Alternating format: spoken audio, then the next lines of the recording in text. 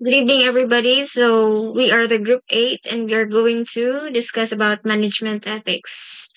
And we are going to we are going to define ethics, business ethics, understand dimensions of ethics, and lastly, identify ethical principles responsible for decision making. So first, we will touch what is social obligation. So social obligation is the obligation of a business to meet its economic and legal responsibilities and nothing more. To understand this more, this is the most basic level of responsibility. Businesses simply fulfill their legal and economic obligations.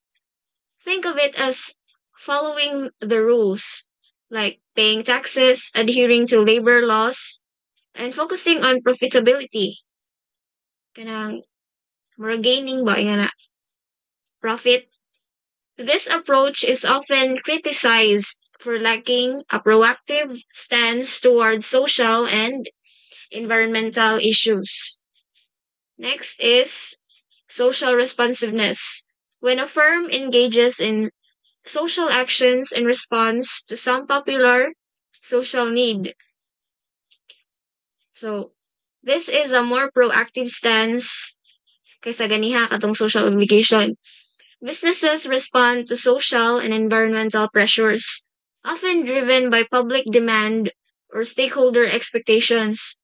For example, a company might switch to using recycled packaging because customers are demanding more sustainable products. This approach is reactive, but it demonstrates a willingness to adapt to social and environmental concerns. Next is the social responsibility. A business intention beyond its legal and economic obligations to do the right things and act in ways that are good for society. So, this is the highest level of responsibility. Businesses go beyond legal and economic obligations and actively seek to benefit society. This could mean investing in community initiatives, reducing their environmental footprint, and promoting ethical sourcing ethical sourcing. So the activist approach to going green falls under this category. So next. So how organizations go green? First is the legal approach. This approach is also known as the light green approach. Under this approach, organizations simply do what is required legally. They exhibit little environmental sensitivity. They obey laws, rules, and regulations without legal challenge. So, this approach illustrates social obligation. So, mo itong pinaka-basic. They're just simply following the rules. No? But, di ka dyan sila mo kuhan sa ilang environment ba? Di sila responsive nga na kaadyo sa environmental. Ang ila na kay to gain or kanang maka-profit sila nga na. Kining legal approach or light green, manidya ang pinaka-minimum level of environmental responsibility. So organizations comply with environmental regulations and laws but don't actively seek to go beyond those requirements. So dito ra gid sila kutob sa pag-comply ra sila inga na. Then next is the market approach. As an organization becomes more sensitive to environmental issues, it may adopt this approach. Here, organizations respond to the environmental preferences of their customers. Whatever customers demand in terms of environmentally friendly products is what the organization provides. So this approach illustrates social responsiveness. So, diri lagi, businesses respond to customer demand for environmentally friendly products and services, no? This is driven by profit, but it can lead to positive environmental outcomes. So nana sila yung murag concern gamay nga na. And then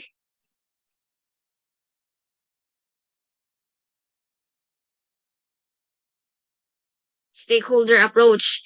Here, the organization works to meet the environmental demands of multiple stakeholders such as employees, suppliers, or community. This approach also illustrates social responsiveness.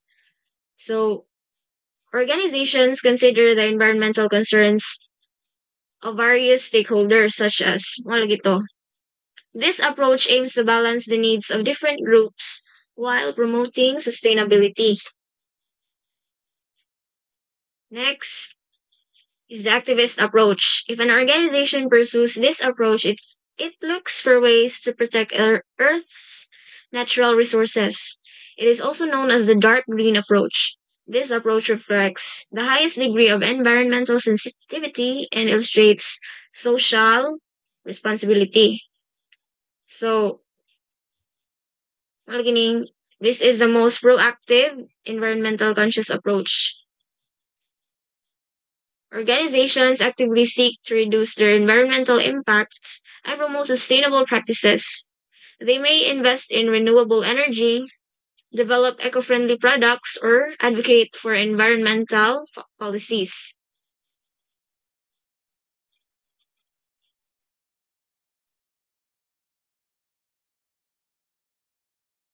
No?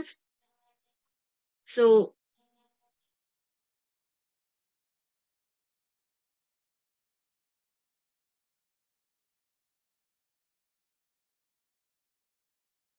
kung napatas duwa, so mga lagi ni siya. The green approaches. Katong low, katong light green, diya katong high, katong dark green, katong activist. So kung napata sa duwa, the legal approach is like sticking to the basic rules of the game. No? You don't get penalized for polluting, but you don't get any rewards for being environmentally friendly either. Wala sadya. Then the market approach is like responding to the game's challenges. So if there's a bonus for using a fuel-efficient car, you will do it. Then there is a stakeholders approach. It's like collaborating with other players. You work together to find solutions that benefit everyone, including the environment. And lastly, there is the activist approach. It's like changing the game entirely.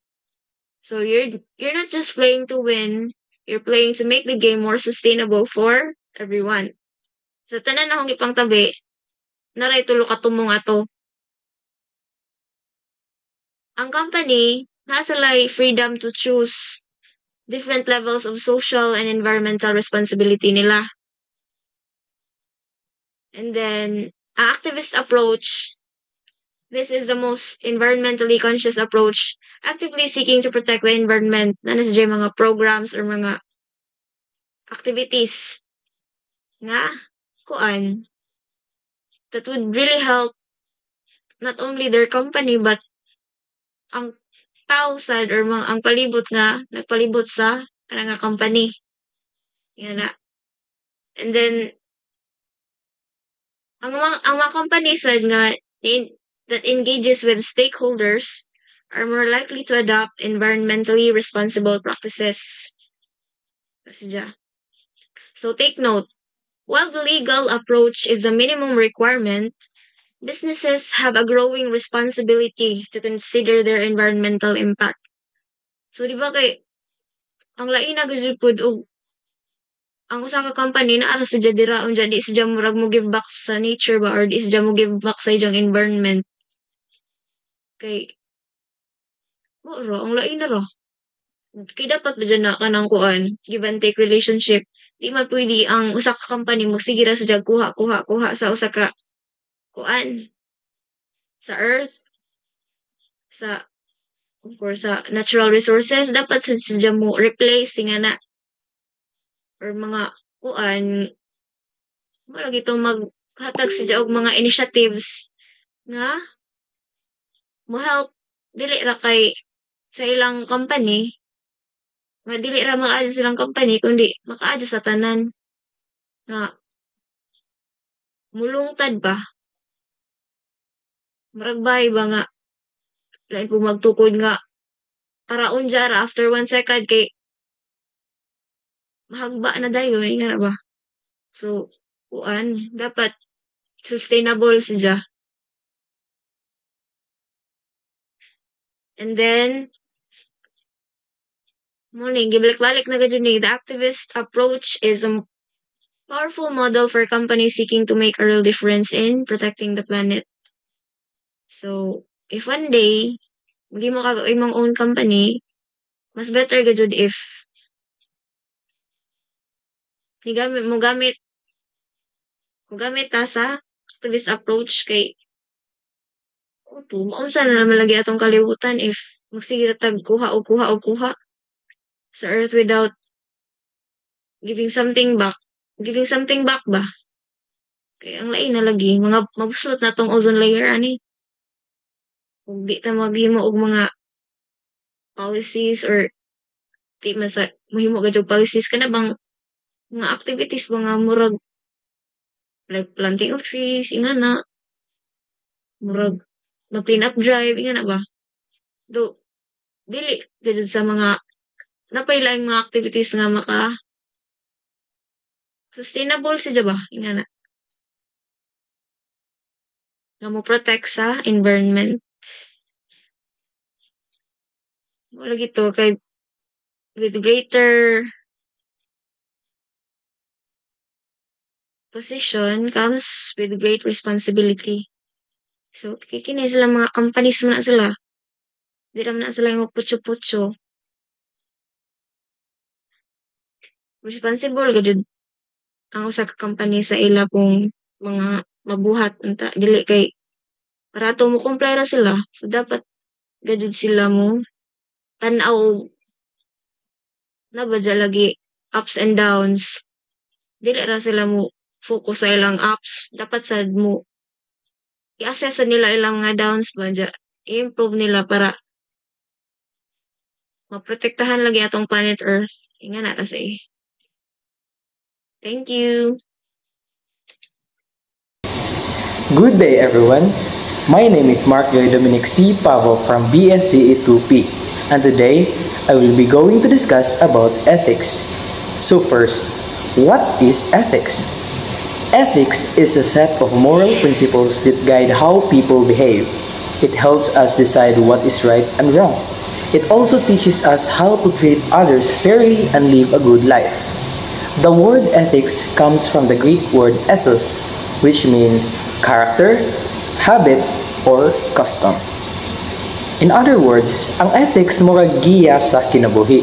Sa panahon na naglibog ka kung unsay buhaton, ang ethics mo'y mutabang nimo para makapili sa sakto.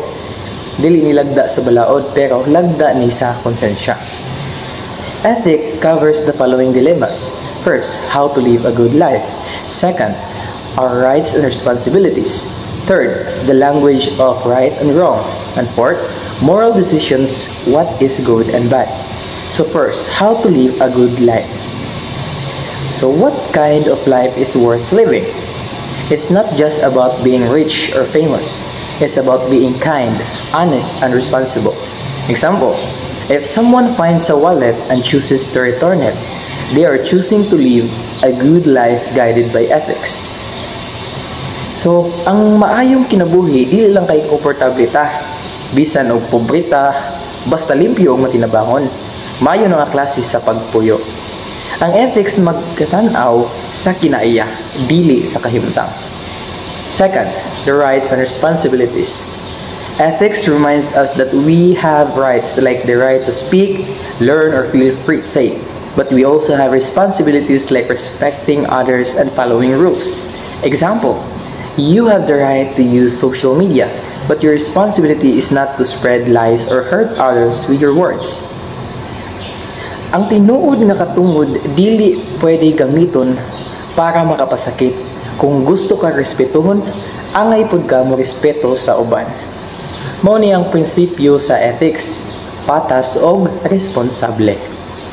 Third, the language of right and wrong. Ethics gives us a way to talk about what is good or bad. It helps people explain their values and beliefs without fighting. Example, saying lying is wrong or helping others is good are ethical statements. Sa ethics, importante nga makastorya taog tarong kung ngano sayop ang usa ka buhat. Dili lang kay bawal.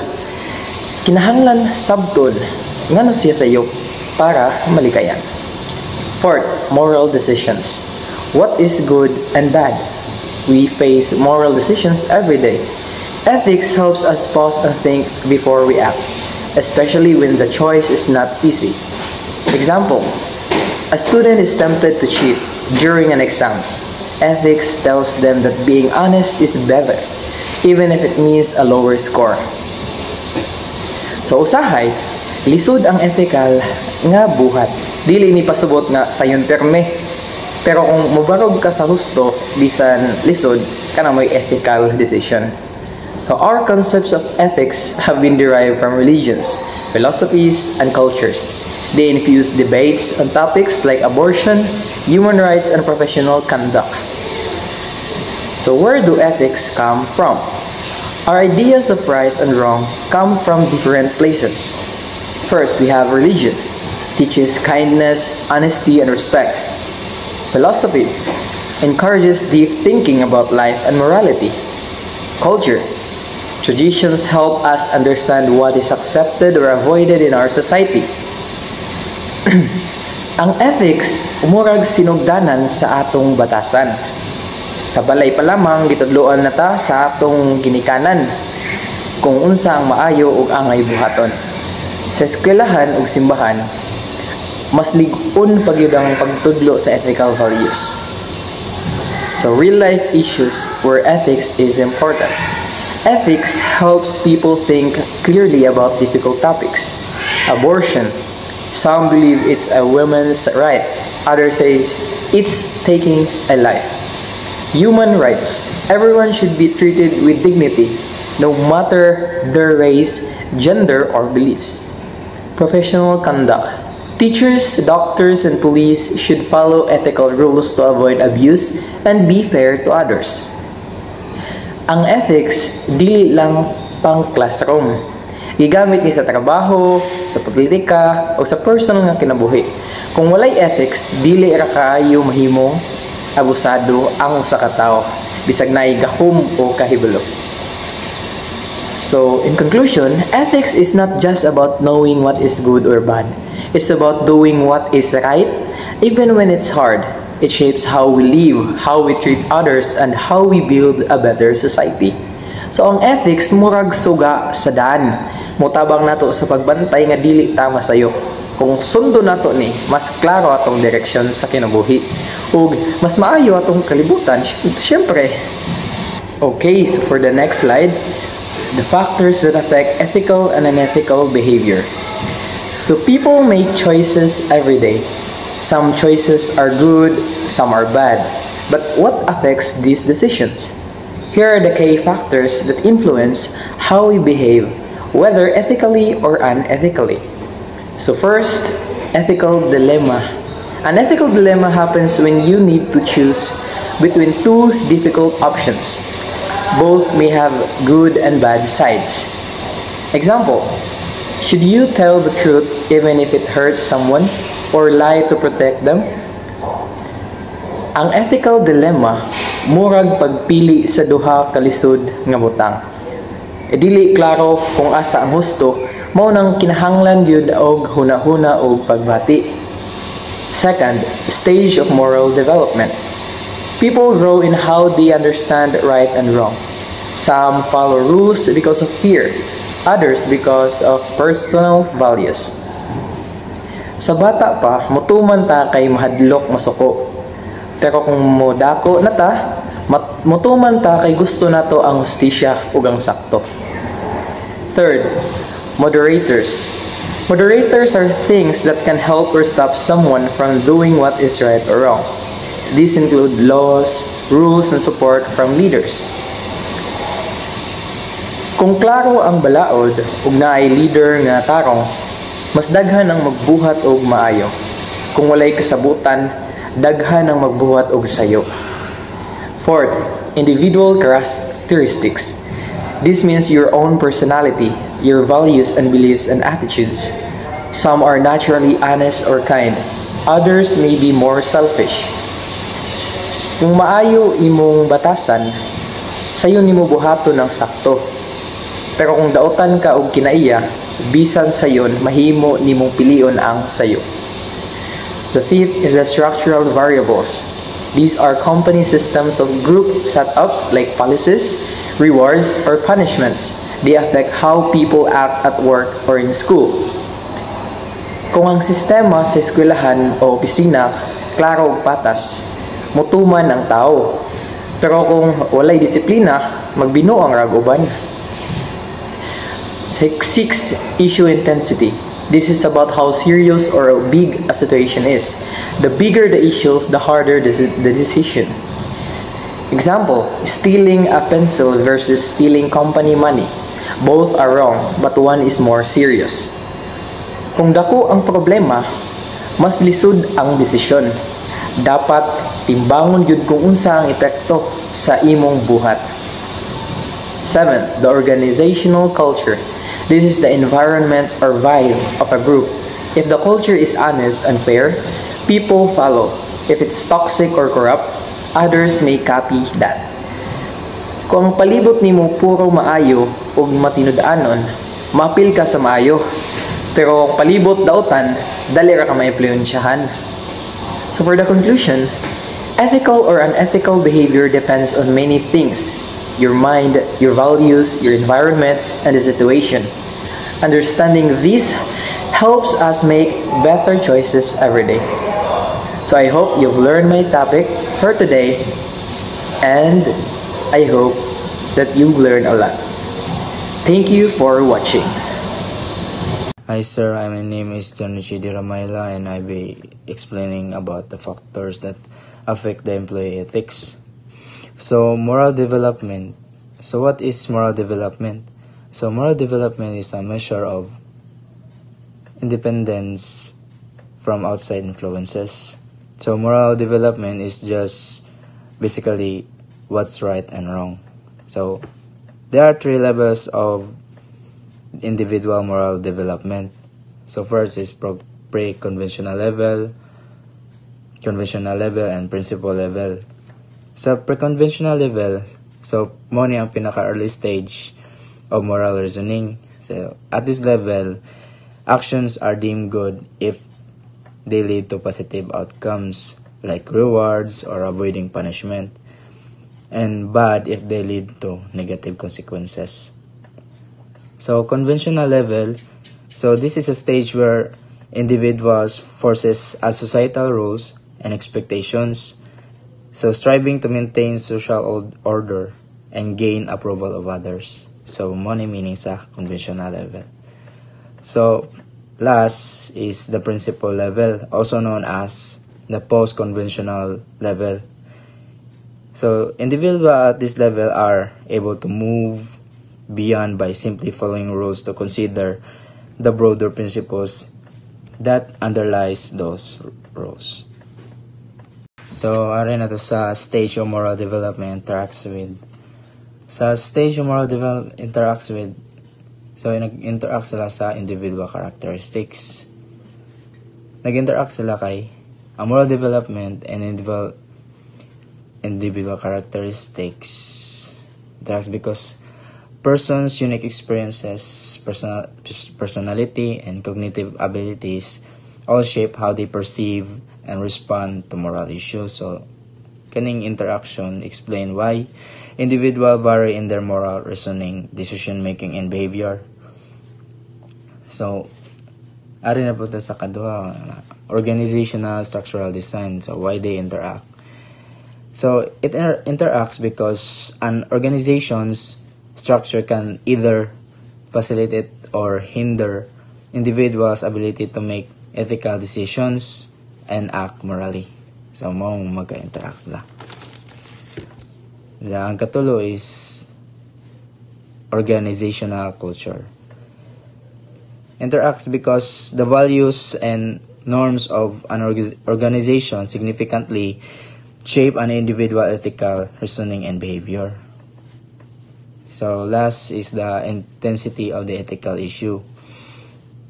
Interacts because an individual's stage of moral development influences how they perceive and respond to ethical situation.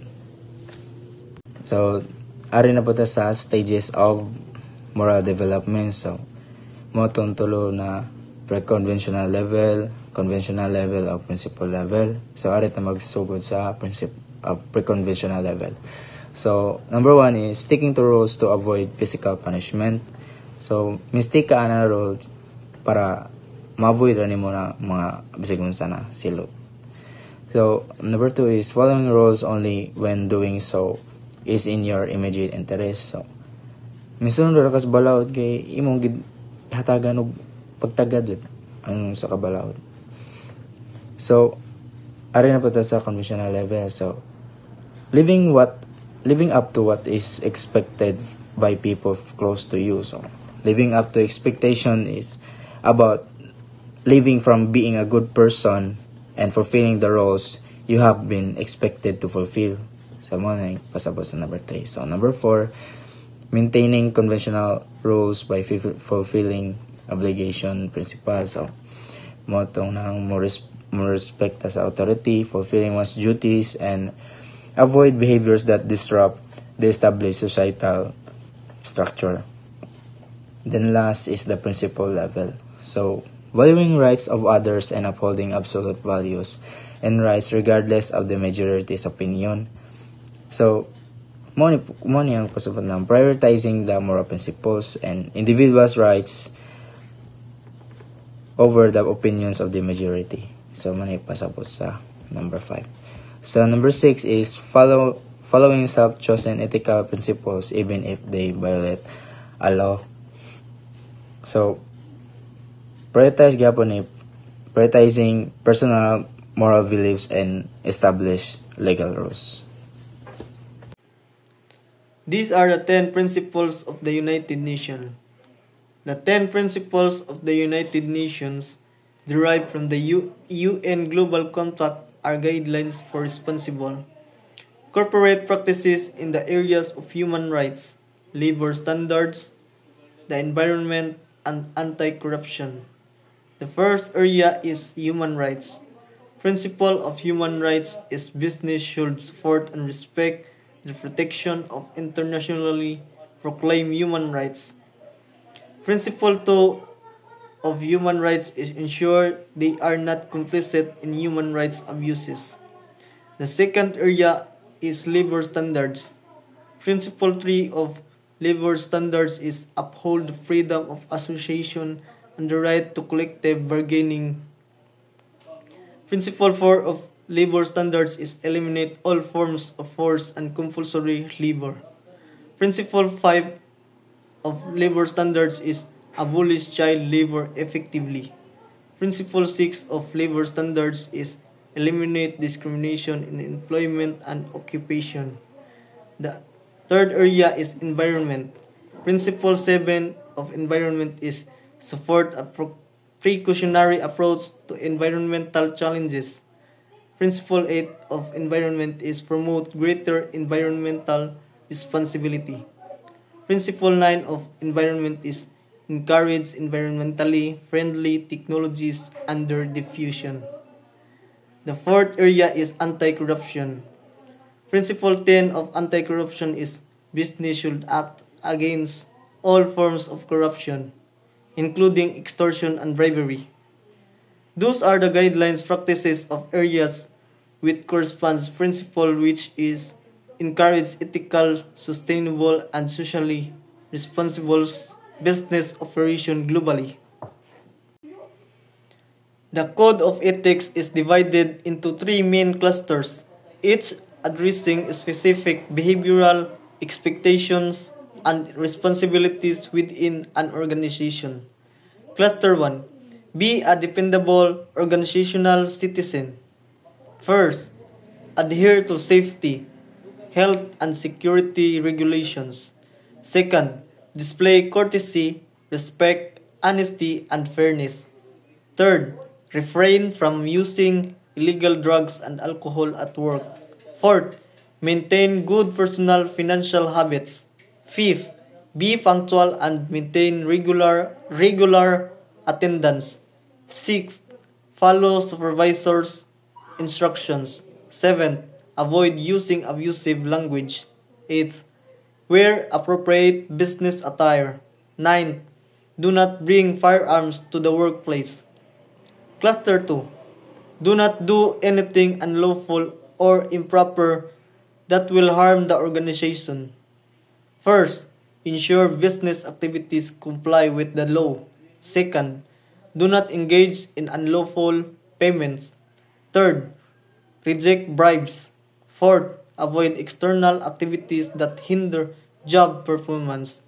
Fifth, keep records confidential. Sixth, follow antitrust and trade regulation. Seventh, adhere to accounting rules and controls. Eighth, refrain from using company property for personal purposes.